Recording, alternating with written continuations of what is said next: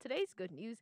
Basically, we're looking at Green Ghana Day 2021. This is the first of its kind. This is the first initiative that is actually ongoing here in our base Ghana. It's not just happening with itself, but look, if you look at trees, they play a very important role in our lives as individuals. Everything we do, the very life we have, trees play a key role because as we emit carbon dioxide, they actually take it in and then they bring out oxygen, which we need to survive. Also, if you look at the factories that surround us, if you look at the cars, all the carbon emissions going on around town in different parts of the globe, trees actually absorb all these carbons from the system, keeping the atmosphere clean. But we have certain bad practices such as deforestation and so many things that is actually causing us to see trees go down. And the more these trees go down when we don't replace them, it's having a long-term effect on the climate. And in turn, that affects our livelihoods as individuals. Now, here in our base Ghana, we have the Green Ghana Day that is actually taking place this year. I'm super excited. First off, I'm hoping this is not just a one-off thing. We hope it actually does continue for a while. But then they're not doing it alone. This is done by quite a group of people. We have the Ministry of Lands and Natural Resources. We have the Forestry Commission. We have Savannah International Academy that is also involved in this. Now, I mentioned earlier that we'll be speaking to a representative who happens to be the acting head of Savannah International Academy. And he is all the way in Tamale. We have Mr. Felix on the line, and I just want to say first off, good. I don't know if it's afternoon. Good afternoon, sir. Good afternoon. Can you hear me? Yes, Okay. loud and clear. Okay, you're welcome, Mr. Felix Amoako. Thank you very much. Okay, and thank you so much for granting us time. We know today is a busy day as you guys are actively going out on the field to plant the trees. Absolutely. It's been a very hectic day, but we can't miss an opportunity to talk to African Global Radio. Definitely. Now, first off, before anything, can you kindly tell us about, Savannah International Academy's participation in this Green Ghana Day? Can you tell us about it? Because people are wondering, how is the Green Ghana Day? How is the nation wanting to plant 5 million trees in a day? How is it linked to a school in Tamale? Absolutely. Savannah International Academy chose to partner with the Forestry Commission in practice with our environmentally conscious policies. So the school recently moved to its new site. We moved to our new site, which is serene. And on our own, we planted 500 seedlings around the school grounds. Okay. So upon hearing about this initiative, we jumped at the opportunity, the chance, to plant some 500 more trees. Okay, wow. Well, then it was more like something you were already doing, and yes, then this was an added... Absolutely. Okay, so I just want to find out how... So then since you said you found out about it, and then you ended up participating, because naturally I was going to ask how the school actually got in touch with the government to participate, but also just to those listening, I know Savannah is not the only one participating in this. We have other religious organizations and bodies also that are participating in this to enable that the 5 million trees can be planted today here in our base Ghana. Now, I just want to find out, for Savannah, since you said you're already doing this, is this going to be like, okay, we're doing it with the Green Ghana Day and that is it? Is this just like a one-off thing? It is not a one-off thing. For us, we are already environmentally conscious. And as I said, we've already planted 500 trees. Now, as part of our CEP, a curriculum enrichment program, we ensure that the students are environmentally conscious. And I tell you what, since we moved to our new premises, our new site, a very serene area, the children have enjoyed being in touch with nature. So in their subconscious minds, they've been developing this idea of making the whole place look green. And so we started with the planting of our trees, 500 seedlings. And as I said earlier, as soon as we got wind of this one, why not? We jumped at the opportunity to increase the number of trees. We have another 10-acre parcel of land adjacent where we are now.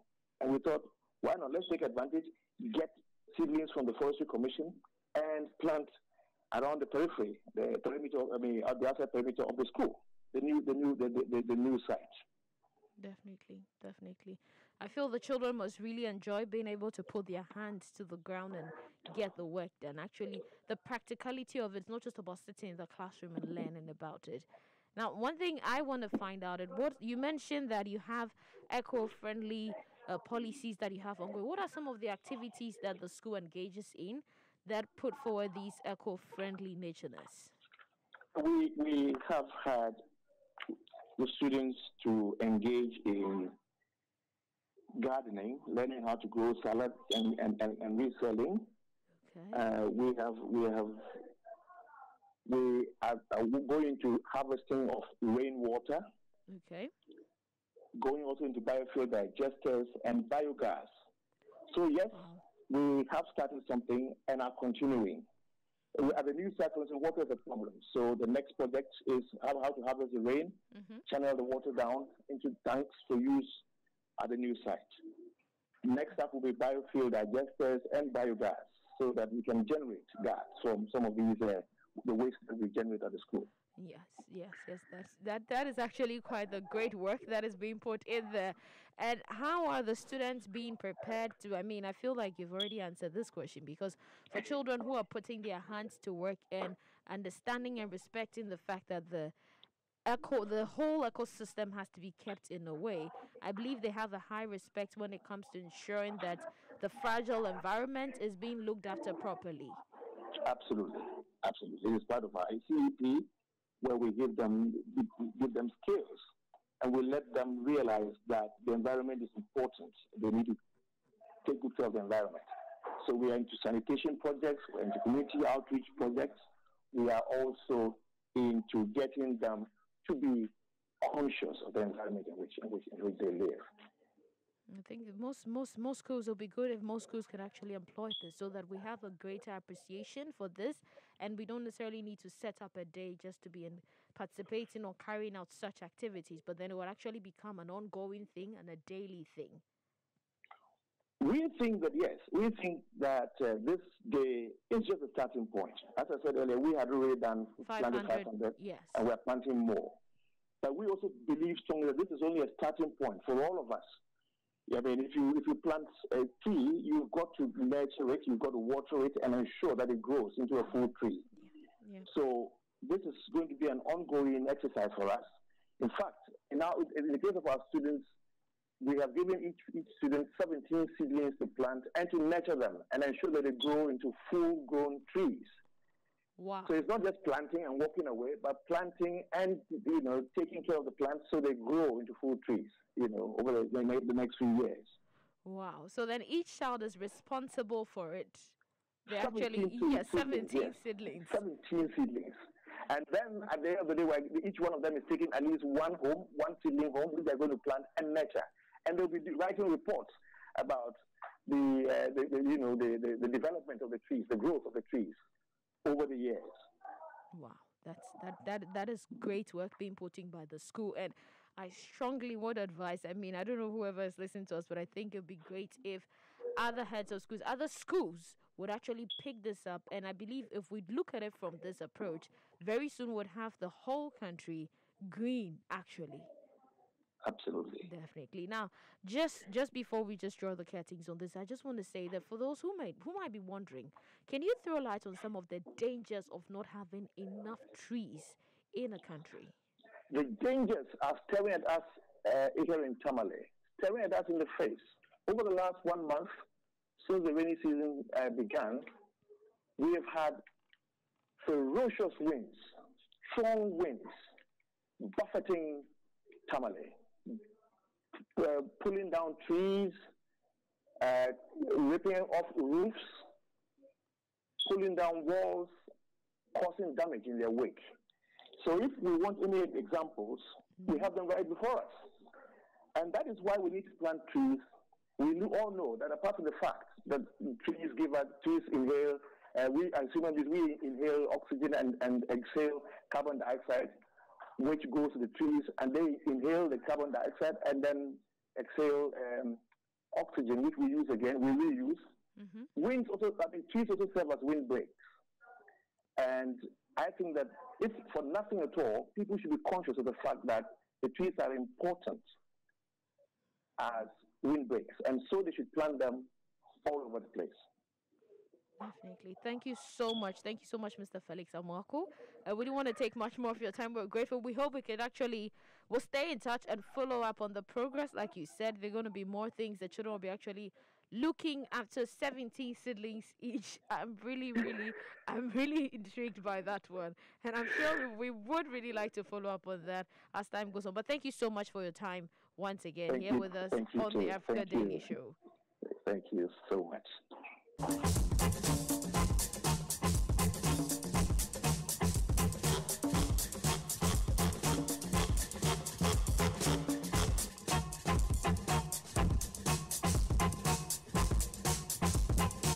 Now, when it comes to tree planting, it's not just about one particular place. Yes, I just spoke to the acting head of Savannah International Academy, and this is a school which is actually one of the examples of people or organizations that are participating in the Green Ghana Day globally. We know what the effects of climate change is having on us. We've seen what is happening, global warming, and right now, day by day, everybody gets more disturbed and is wondering, what can we do? What can we do? This is one of the key things we can do, and I'm happy that Ghana is actually going to plant 5 million trees in a day, which happens to be today. And this is going to have a long-term effect on our climate system here. Now, one key thing is that the trees being planted are not just being planted for planting's sake. And looking at the economic aspect of it, they're planting trees that you call them more like economic trees. We're talking about the share trees, the rosewood. You're also talking about timber. These are trees that when they are fully grown, when they are matured, you can actually export. Because if you look at rosewood, for example, we've had a lot of stories about people smuggling them out of the country. Ghana per se has seen so many people, and these Chinese are smuggling rosewood. And I don't know if people wonder what about rosewood, but when you look at the Western market, they prefer more of their furnitures being made from rosewood. And we have the plant here, we have the trees here. So to be able to have it, they need to smuggle it from the country that has it. And the more you cut these trees down, it takes longer years for the trees to mature. So now, if we're planting all these trees today, give it a number of years, you realize that these trees will be matured. And when the country exports it properly, they will make the needed revenue, and that is going to contribute to the economic development of the nation. And right now, everybody knows that it's important that a nation's economy will be standing very, very strong. If you look at share like this, share has so many benefits aside just exporting. People use it for so many purposes. So you're just exporting, and then people themselves, the indigenous, the locals themselves, patronize, they purchase it because they need it. So if you actually invest in this, you're getting a lot back. And when we look at timber is a big place when it comes to exportation. When it comes to making revenue, foreign exchange for a nation, timber plays a big role. So this whole Green Ghana Day thing is not just about let's just get up and then plant something. We're investing into a future. We're rebuilding the nation. We're setting the nation on solid foundation, and we're doing it right. And as much as we're gaining economic benefits, we're also saving lives and ensuring that our atmosphere, our climates are safe. And then our villages and rural places are also safe. Because like Mr. Amoako says, some of these trees, they serve as windbreakers. So if you have ferocious winds and things coming at you and you have trees there, you know that it's going to keep the people and the place safe. So please, if you're listening to us, you can partake in it. You can do more.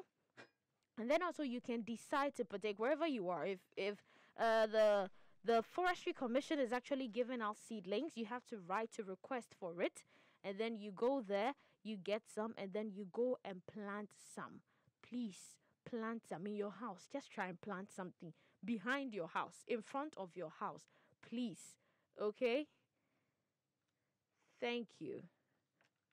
Enjoy the video. Don't forget to like, subscribe, and share.